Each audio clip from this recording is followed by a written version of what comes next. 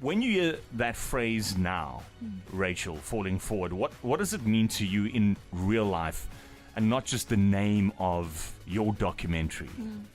I think it's falling forward as a way of living. I think every single person can acknowledge and agree that life doesn't always hand us the most beautiful baskets of joy and rainbows and unicorns. Like sometimes we have to deal with really hard things at different seasons in our life and at different points in our life. And I think it's just in the way that we live. And so the whole idea and concept of falling forward is really just about a way of living and a way of doing life, and also understanding that we don't arrive. I'm never going to arrive at a point where I feel like, okay, got it all sorted, fully healed, ready to go live my best life. I'm constantly a work in progress, as we all as human beings should be. And I just think that, if we look at the state of the world, even coming in this morning and hearing the news this morning, we hear this on a daily basis, all the negativity, all the wars, all the genocides, everything going on in the world. And at some point we would love to see that change. But unfortunately, if we're not taking responsibility for ourselves as adults and as human beings, it's not going to change. And so I think it's up to us to really start taking that on board. And that's the intention of falling forward, is how do we do hard well? Well, talking about doing hard well, I mean, there's a line that the story is about the quiet chapters. What's a quiet win you're proud of lately that people, would clap for, or maybe, not clap for? I think that a quiet win for me will probably be that I was really intentional in the last year to really just work on myself, nothing else. So I did work because bills have to be paid. I showed up fully as a mother and as a parent in a season that's been a massive change for my children as well.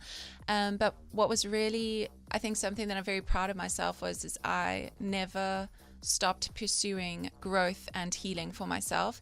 And that was really what I spent a lot of last year doing. And I think sometimes people move too quickly into the next chapter and into what's next, where I just felt like it was really important to just be in that season of hurt and pain and disappointment, and to kind of move through that. So that's where I'm at. And again, haven't arrived anywhere, but definitely heading in the right direction. That's for sure.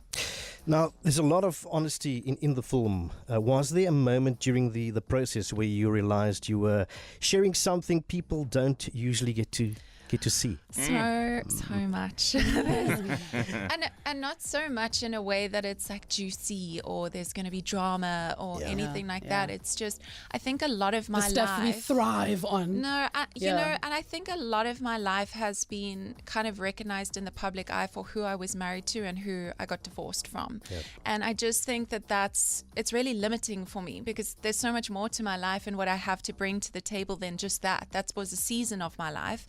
And so it's really just exploring some of those other experiences that I had, that I believe that a lot of people are going to be able to relate to a lot of different points in my life, and not just this one very public point, but many other seasons and situations that I've dealt with. And so there's a lot that I'm sharing, and probably more so even in my book, which is coming as well. Oh, exciting. And so that is, that's going to be really amazing. It just goes into a little bit more detail, but the documentary is going to definitely capture all the good highlights. Yes. Well, can I just ask, sorry, Wayne, you mentioned the book. What is the book going to give people that the screen can't? More detail. Okay. More detail, because you're limited with the screen in that it's kind of like you can only capture so much in an hour and a half. Gotcha. Where a book, you're really able to explore a lot more, unpacking a lot more of the situations and details and stuff. But it's the screening, it's the environment that's going to be created, it's the community that's going to be created, and people will really be able to experience that. So that's kind of like the intention of it. You were talking about motherhood earlier, and motherhood plays a strong role in your documentary and the story that you're sharing with us. How has being a mother reshaped your understanding of resilience and responsibility? I mean, we were just touching on a few points this morning with kids not wanting to go to school and teenagers and how to deal with that. I think motherhood is one of the most humbling experiences anyone will ever have, or parenthood, for dads as well. I think it's one of the most humbling experiences any of us will ever have, because there's no book that says this is how you do A, B, and C in raising your children. You're kind of navigating through so many different seasons, not just of your own life and changes of your own life, but also the people that you are responsible to raise. And so when they're kind of working through big changes as well, you're kind of navigating your own. It's a really interesting journey that you go on together. And so the documentary is going to be exploring a lot of those themes as well as just like the changes in parenting, and how do you do that well? How do you do that when your life also feels like it's completely been overthrown? So yeah, definitely exploring parenthood. I think it's very important. And I was chatting to a friend about it yesterday. Motherhood must be one of the hardest jobs in the world, honestly. It's particularly hard, Rachel, when you are working through something difficult or experiencing one of life's challenges, in that as a parent, you'll know you don't always have the liberty to fall apart. You don't have that freedom, right? Yes. You've literally Preach, got girl. to pull yourself towards yourself and keep it moving. But there are a lot of instances where, where women tend to lose themselves in the season of caregiving and responsibility. And, it's refreshing to hear you say that you also prioritized your own healing while at the same time balancing your responsibilities as a parent. In your opinion, what is the first step to finding yourself again? I love that you've highlighted that, because every time that I've said it to myself, I prioritized myself last year, it automatically makes me feel like I'm being selfish, or like I did something wrong, or I shouldn't have done. But ultimately, you can't pour from an empty cup. And I've really found that women especially are always the first ones to make sure everybody is okay, everybody's taken care of, and we ourselves put ourselves last constantly. And then we still think that we're going to show up in all the different spaces that we have to show up 110%. It's just not possible, and it's not realistic. And so a lot of last year was really just exploring that, and a lot in the documentary and in the book I'm going to be exploring those themes as well, of like why women believe that it would be selfish or they need to carry guilt or shame to invest in themselves, not just physically, emotionally, mentally, in all the different spaces. Like, do things you want to do. Go for a weekend away with your girlfriends. Like, why is it that we are led to believe that that's something we shouldn't be able to or allowed to do? And so yeah, it's Go on a solo safari. Go on a solo safari. Like, do all the things that your heart desires, but I don't understand why that's frowned upon for women and not for others. Rachel, looking back now, what part of your own identity was the most challenging to confront or sit with during this journey? I think my identity for the last over 10 years has been tied to something that I believed was going to last forever. And so my work, my family, everything that was important to me I was investing all of what I had into this thing. And then this thing didn't work out, and it broke. And so it then kind of just, it literally makes me feel like there was like a box of everything that I was building, that I was like investing in, putting in, and then it all, like the box just turned upside down, and everything came out and just shattered. And there's a lot that happened last year that people know nothing about. And I think what that does is it really just shifts you as a human being. Friends, family members, there's just so much that happens in a situation like this, so many moving parts. And part of like last year's process in just investing in myself and figuring myself out again was understanding who I am and going back to my values, my principles, who I am as a woman, how I want to show up in the world. And that was a really important part of what last year was for me. But sheepers, my identity, it shifted so much in the last 18 months. And I'm incredibly proud of how I've kind of moved through that process, and also just with the decisions that I've made and boundaries that I've put in place, which boundaries is a whole nother topic. Yeah. I was just going to ask, I was going to say, you've lived so many parts of your life in the public eye. What kind of boundaries did you have to put in place, specifically around the docu, so that it stayed honest, but also safe for you and your kids? Yeah, there's been, tons of boundaries that have been put in place, not just around like the documentary or storytelling, but whatever I've said and spoken about online. And the thing is, I get that it's very controversial. I had this conversation actually with the gentleman that collected me from the airport last night, and I was just saying to him, it's there's a very fine line to being honest and feeling like you're trying to represent a group of people who are otherwise unidentified and unrepresented and sharing too much. Yeah. And so I had some very specific things already going into all of this that I knew is never going to be made public. There are things that will never be spoken about, never made public. However, there is a process that I think is not exclusive to me. In fact, there are hundreds, if not thousands, of women that have reached out, not just women, even men, just with life shifts and changes and big things happening. And they've really felt represented by some of the stuff that I've been sharing on socials. And so that's been just a really important process for me to make sure that I'm representing that well, and to make sure that people feel like they can identify and that there's something to look forward to. And it's only because I've had other people sharing resources, podcasts, books that I've been able to identify with too, which have been amazing. I mean, this journey and the story that you're telling is a very personal story, but it's also very universal at the same time. What do you hope that people will see in themselves when they're watching Falling Forward? I hope that they feel like they are not alone. And honestly, this process that I've just come through, I've never felt more isolated and alone in decisions that I've had to make and massive life shifts.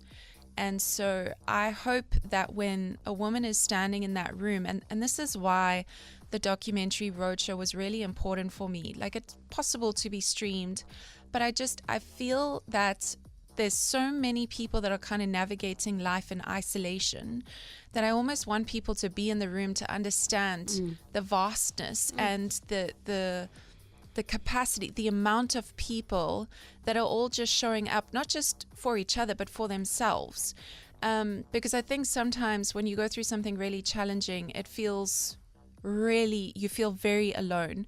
And so I envision this person coming in maybe on her worst day, and she's maybe not even engaging in the small woman-owned business market area. She kind of just sneaks into the back. She gets a seat at the back, ready to get out as soon as possible, but she's just desperate for hope. She's just desperate for somewhere where she can just land, somewhere where she can just breathe, where she feels seen, her story feels seen. And so I'm choosing to be brave in this process and sharing a lot that has, not necessarily been brought to the public, but for that exact reason, because I have felt that there's people, the Brené Browns of the world, the Melinda French Gates of the world, who have come before, who have chosen to be brave about things that have been deeply personal, but life-changing for them. But that, in return for me, in some ways has saved my life.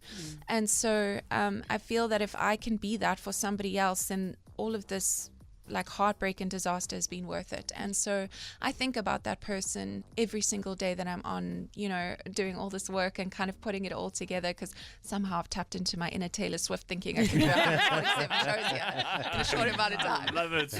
Inner Taylor Swift. All right, so I mean the documentary Falling Forward, we're speaking about it. You're doing a showing, a very intimate showing. How do we get to watch this? The same question. We'll ask the same so question.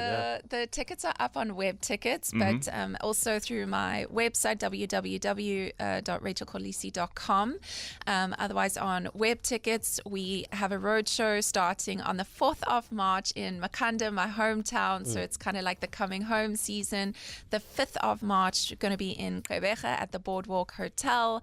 And then the 11th of March, we have Durban, still working on a venue, which has been really joyful, and Johannesburg at the Teatro Theatre at Bonte Casino on the 18th of March, and the 8th of April in Cape Town at the Century City Convention Centre, and then working on George and London as Oh, well. Wow! Yeah. Just That's for incredible. the record, Rachel literally just gave out all of the dates and the venues without even looking at a Yeah, piece of I know. paper. Yeah. I mean, it is only 5, and I should know it by the back of my hand. But let me tell you something. This is a startup, guys. It's a startup, and I watched this video this morning, actually, of this woman who's like, "Where are all the women who are doing startups that are not on private jets and flying here and doing this and making all the money?" This is a startup. We're starting with no budget, a 2-woman team, and we are doing this amazing roadshow, which is all coming together beautifully. But let me tell you something, it is a lot of work. It is a lot of work, but I know, and this is what I said to the guys last night, because I'm like,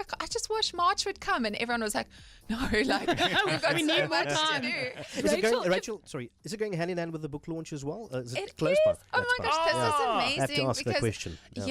I also, December basically did not rest. I was working on this book throughout December. Pan Macmillan have been phenomenal to work with, and they are the publishers of the book.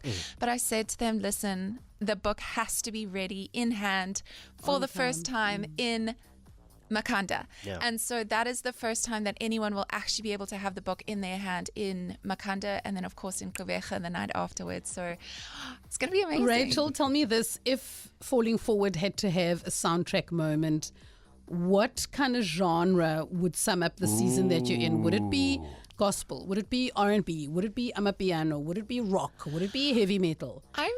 It's actually crazy that you're asking that, because I had a very interesting meeting this week with an up-and-coming artist, Okay.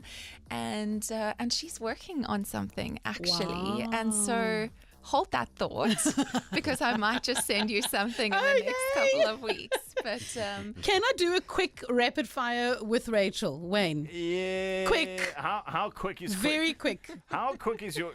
Rachel, baked cheesecake or fridge cheesecake? fridge, my goodness. Drums or flats? Drums, Duvet or comforter? duvet, Lemon and herb or peri peri? lemon and herb. And here's your Makanda one, donkeys or horses? Grief. That felt like a trick question, that last one. Makanda's full of donkeys. Early night or a late night scroll? Ooh, early night, Bath or shower? shower, Glass of wine or chamomile to unwind in the evening? both. Yeah. Nothing wrong with that? Full bladder, my dear. Hair tie or scrunchie? Scrunchy, Heel sandals or sneakers? sneakers. Thank you. Was There that we quick go. enough for No, you? That was fast. Well done. Rachel knows who she is, No, man. she knows, She she knows knows. herself. Found my identity, guys.